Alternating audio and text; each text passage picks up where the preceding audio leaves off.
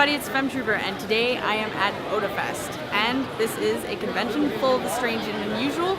I myself am the strange and unusual today, as I am channeling my inner Lydia Dietz today. I love to cosplay, and it's totally welcome here, and I'm just having an awesome time.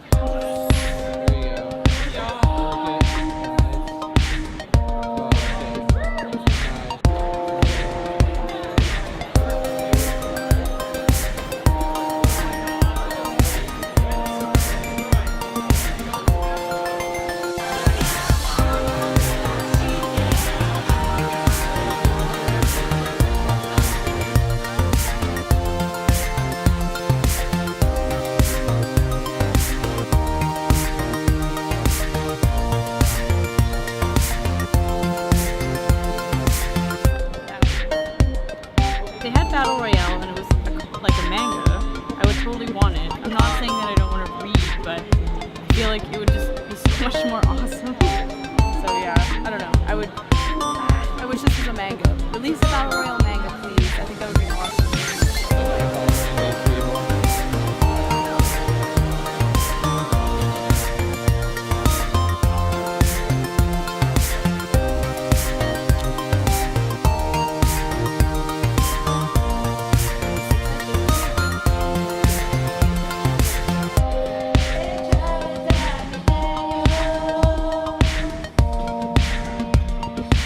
And all of a sudden the rhythm band would start going, and you'd start to see these words coming down the line. And as soon as that, like if I would say, "Hey, meatball head," there would be the giant H and E-W or E-Y coming in, and it would be like, as soon as that H hit that bar, I'd have to start with "Hey," and as soon as the D from the meatball head hit that line to stop, "Hey, meatball head," and that's how we did it.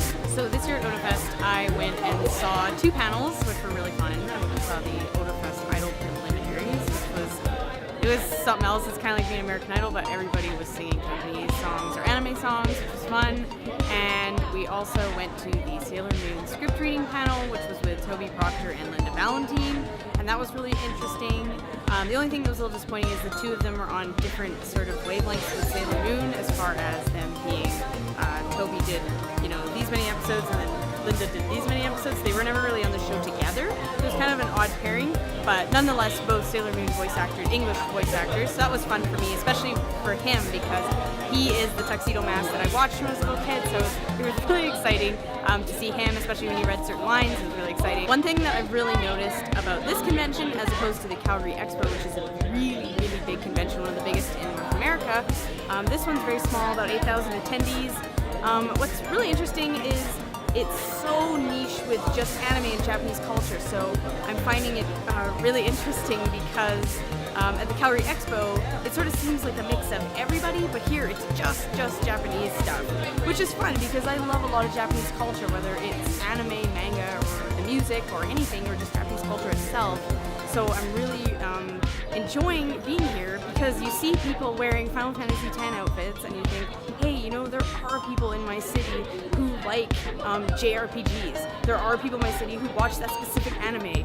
Someone just sang a Danganronpa song at the Otafest Idol, and I think like, wow, there are other people who play Danganronpa that aren't, my friends from YouTube or other cities in the world or people in Japan. There's people right here that are actually interested in the things I'm interested in. It's just really hard to come by, so it's kind of neat being here. Because when you're at the Calgary Expo, as fun as it is very, very widespread. So there's going to be people, there's Star Wars fans, there's, it's more mainstream, as opposed to this is very, very niche. And because I like a lot of the niche stuff, I'm very much enjoying this. This is my first Otafest experience, and I have to say I've had a lot of fun. This is really interesting. Come check it out if you like anime and manga and Japanese culture as a whole. It's not just Japanese culture specifically. I've seen a few Deadpools walking around, but in general, it's very Japanese, and I'm really liking this. This is more intimate, and the panels are very, very interactive. They're more intimate. They're not as much as, let's go hear Carrie Fisher talk. It's more, like the Otafest Idol. There's nothing really like that at the bigger conventions, as opposed to here. There's way more interactive discussions where it's kind of the audience, everybody's working together to create something interesting. There's people playing Smash Brothers in certain rooms. Like, I don't know, it just feels kind of like a bunch of people coming to hang out, as opposed to, a huge convention where it's like crazy and you have to plan out your life for years to go to it. So I'm really liking this. I'm so excited, and I'm definitely going to come back next year. I don't know why I've never been, because I've been going to the Calgary Expo for years. I don't know why I've never gone to this one. So really excited, and I was also really excited to finally cosplay as Lydia Dietz, who is like one of my favorite characters ever. I don't know. I love her. I was so excited to finally do this. So it's always fun to cosplay. I know not really an anime cosplay, but there's people dressed up as, you know, the 10th Doctor here. It doesn't matter. Everybody can do whatever they want, and that's why I love conventions. So I will see you guys next year at Otafest 2016. So excited to be given the opportunity to cover this. Just overall, a really fun experience. So I'll see you guys later. Hey everybody, it's Femtrooper, and today I'm going to be discussing my experience at Otafest 2015. So despite Otafest been going on now for quite a long time, I believe since 1999, I have actually never attended. I don't know why. Honestly, I have no reason for never attending. I think it's just one of those things, out of sight, out of mind. I just never been. And I got the opportunity this year to go because one of my friends told me, why don't you, do the same thing I did for Calgary Expo that I did for Otafest, and I'm thinking, yeah, why not? Like, why have I never been? So this year I decided I'm finally going to Otafest. I need to check this out because it is Calgary's anime convention, and, within the region, it's pretty big. I know like Anime Expo in Los Angeles has like 80,000 people or whatever. This one is way smaller.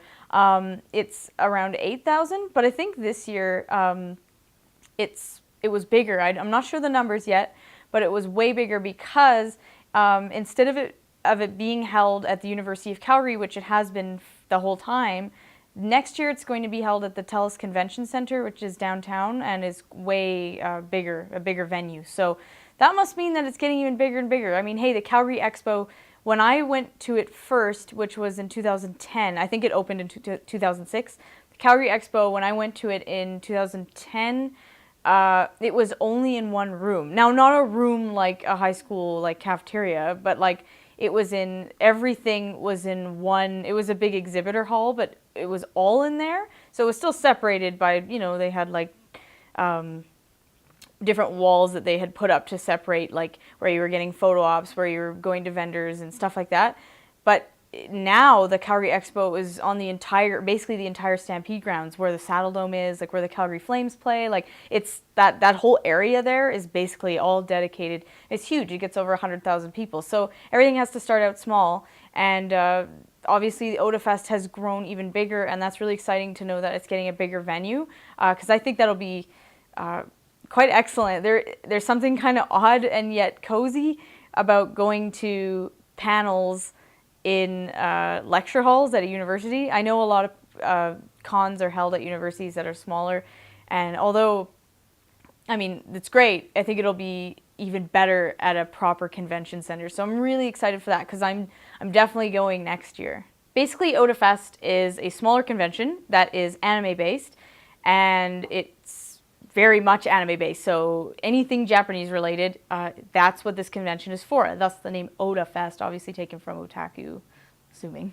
Anyway, but yeah, it's very much a niche convention dedicated just to people who like manga, anime, video games, but not video games like Call of Duty. This is like JRPGs, very, very niche Japanese stuff. Music, Japanese music or K-pop, but Asian stuff, and I like that. I really like that there's a convention like that, and the fact, well, there's conventions like that everywhere, but I mean, like, I like the fact that there's a convention like that in my city, and the fact that it's growing, which is really exciting, because I know that it's going to get bigger and bigger, just like the Calgary Expo has gotten bigger and bigger, and I love that, and I love that it's, one of the biggest conventions in North America now. So maybe this will one day become one of the biggest anime conventions in North America. That would be really exciting, because it's actually pretty cool. Because the only frame of reference I have is the big convention like Calgary Expo, I will compare it to that slightly, just so you can understand what the differences are between a smaller convention like this and a big convention like the Calgary Expo. So what I noticed the difference, because again, I'm only used to the bigger panels, are the panels at Otafest were more interactive and more almost like, you know, the fans were moderating the panels and the fans were attending the panels. And I thought that was really cool. So they'll have somebody who, say, knows a lot about something, someone, say, who loves Final Fantasy, for instance, and then they'll host a Final Fantasy panel and everybody can just talk about Final Fantasy. I think that's really cool. The only thing I found intimidating about that is that there were a lot of panels that were trivia based. So there'd be obviously some person who knew a lot about something, for example, Danganronpa, and there'd be like a Danganronpa trivia panel. And then the problem with that is I love Danganronpa, but I don't know specific details enough to maybe participate in that, so I didn't go to it. So the trivia ones, although it's super fun, I feel like I don't know if I would be right for that kind of a panel. However, there are enough other panels that were incredibly diverse, really interesting stuff. Lots of how-to panels. There was like a Japanese for beginners panel. There was a panel that was about learning how to play tabletop RPGs. I think that's super cool. I didn't attend, but I'm thinking next year I definitely am going to, because that's something I've always wanted to get into. And you think, how do I get into it? Because you spend hours on YouTube looking stuff like that up, and it's like, I just want a human being in front of me to just show me. So next year, that's a panel that I would definitely go to. I don't know why I didn't this year, but I was, not overwhelmed, but this is my first time at Otafest, so I was taking it slow and just checking it out and seeing kind of how the panels work as opposed to the other convention, and just seeing kind of how things worked. Because it was at U of C, it is kind of interesting when you go into a panel because it's in a classroom and you're usually in lecture halls, so it's a little odd because usually you're all sitting in chairs. But what I liked about that is everybody can see, so that's one positive about the panels being in lecture halls, so everybody can see what's going on. Because Otafest is obviously a Japanese-related convention, they have specific things that you won't find at other big conventions that aren't specific to anime. So they had a maid cafe. I thought that was really cool. The fact that they had it was really interesting. They had like anime screenings for movies and shows, so you could just go and watch anime. I thought that's pretty neat too. And they had Otafest Idol, which I attended the preliminaries. That was hilarious, actually, because I didn't know what I was going into. And actually, everybody, and these aren't people who are native Japanese singers, were singing Japanese songs despite not knowing the language. So it was funny sometimes, but at other times I was thinking, wow, like you have to be really gutsy to do that, because I'm not going to memorize some song in Japanese. I would sound awful. So I was like, oh God. So that was actually really fun. It was kind of like watching anime karaoke, I suppose. So I really enjoyed that. I would definitely go to that again next year. That was so fun.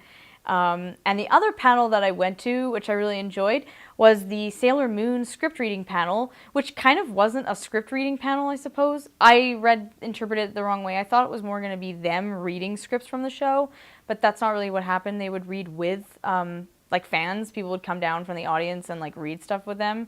It's kind of not what I was expecting, but they discussed a lot about the industry and voice acting, which was kind of interesting, because I love voice actor panels, just because it's neat hearing the people behind the voice, but it's also neat when you hear them do the voice, because you're seeing a real human being do it. So I don't know, there's something, I love voice actor panels, end of story.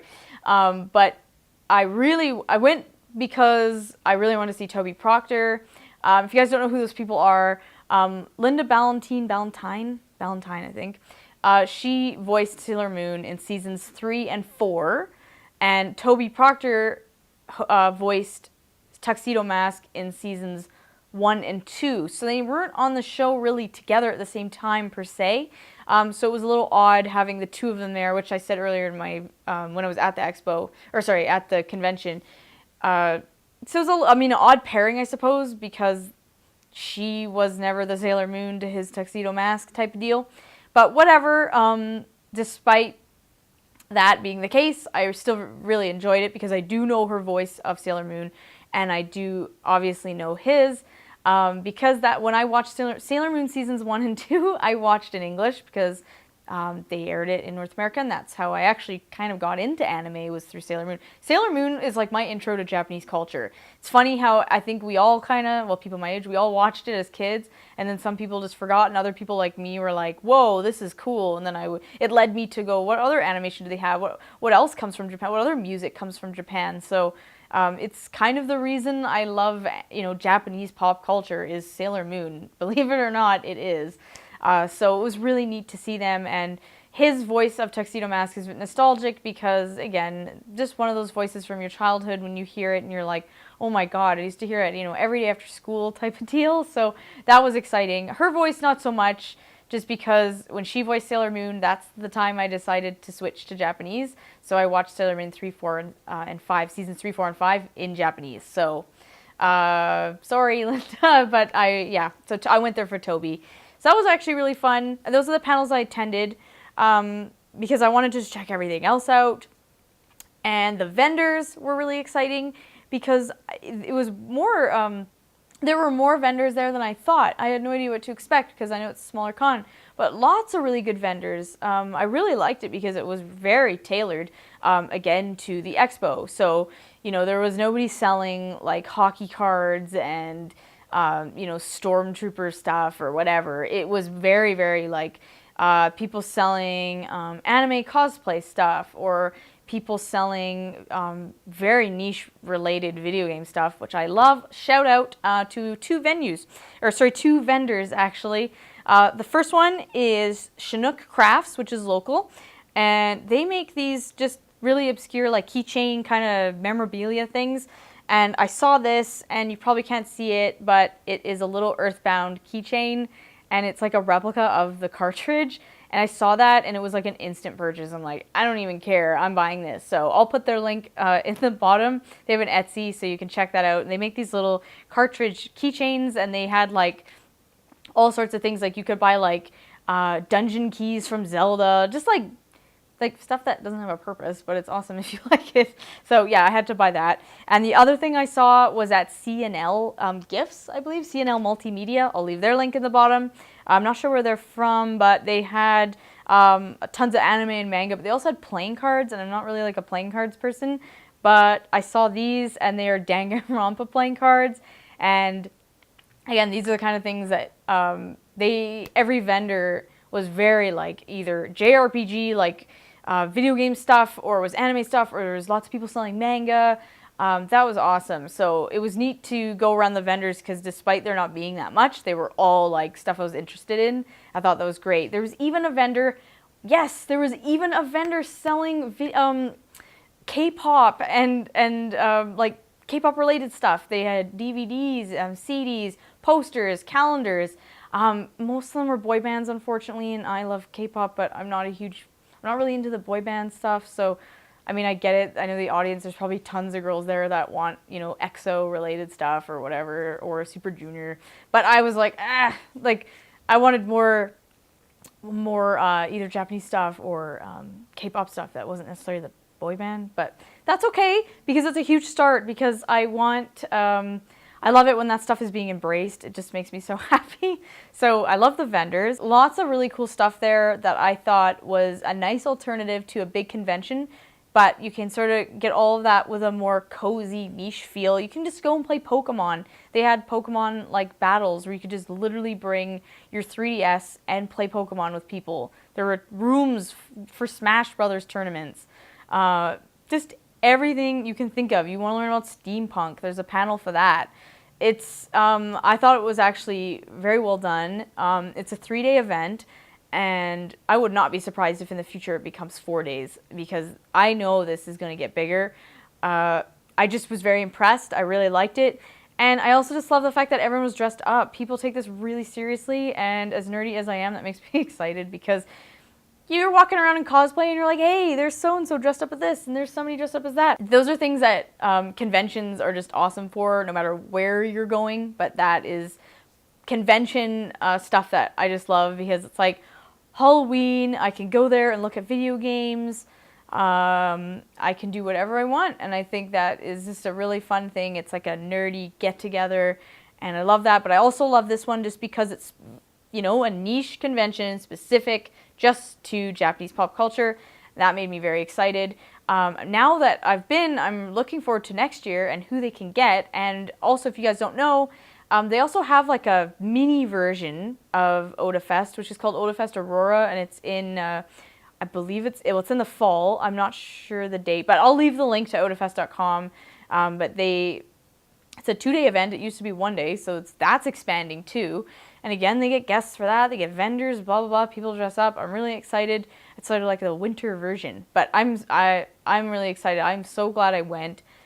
Shame on me for never going before, but hey, there's a first time for everything, and I like this, so I'm going back. So that's pretty much all I have to say about Otafest, other than it was really good. I got this awesome little guidebook they made that is super professional and has all this information in it, and I was very impressed. I have to say, I thought it was a great convention that had a more intimate feel, and when you go to these big conventions, it feels so blah, and this felt more like, okay, let's do this next, and we're gonna check this out, and you can just kind of sit and relax and enjoy yourself, and that's really nice. I really like that, and I'm definitely looking forward to what they can do next year, because it'll be a bigger venue, and there's going to be I'm assuming there'll probably be more guests, and that's very exciting for me. So I can't wait, just because now I have 2 conventions I can look forward to in my city, and that's a really cool thing, because I love conventions. They're so fun. I get very excited for them, and I have to plan out costumes and stuff. And yeah, so everybody who's in the area, definitely come and check out Otafest 2016, or go check out Otafest Aurora in the fall, winter, November-ish time. And yeah, check it out, because I loved it. So I will see you guys next time. But that's my thoughts on Otafest 2015. What should I be doing?